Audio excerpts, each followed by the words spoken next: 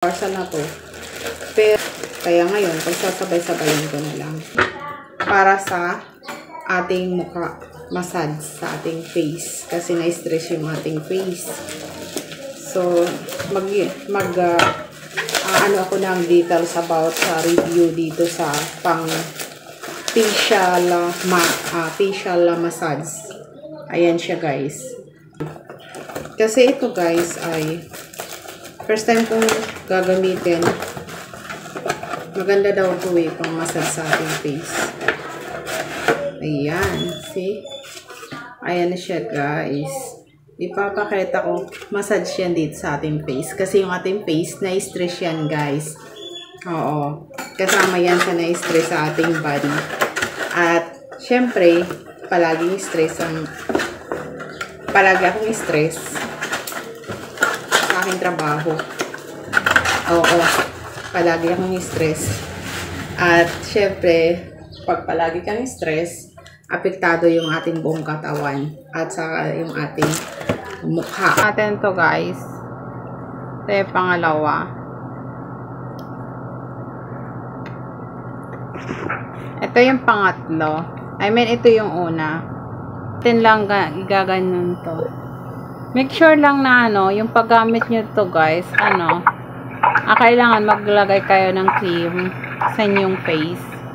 Like I'm said, before kayo maglagay na to, lagyan nyo ng cream para hindi siya masakit. I mean, para hindi siya kumakagat yung inyong balak dito sa aparato na to. So, maglalagay kayo ng cream sa inyong face para hindi dumikit. Mayroon akong cream na ginamit. Ito yan. Mag-add lang tayo ng konting cream dito sa ating face. Katulad ngayon, bago akong digo. Kaya, nilagyan ko siya ng cream bago ko i-massage yung aking mukha. Palagi nyo itong gagawin. Tingnan natin kung anong resulta after a week. Nagaganito. 2 times a day kong gaganitohin. Kasi, gustong-gusto kong gamitin kasi nakakapag-relax siya. At the same time, mawawala niyo yung wrinkles. If you have a lot of wrinkles, do this every day.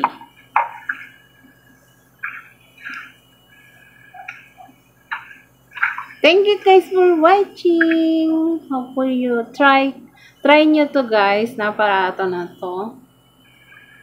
See, pwede din sa liig. Ang ganyan.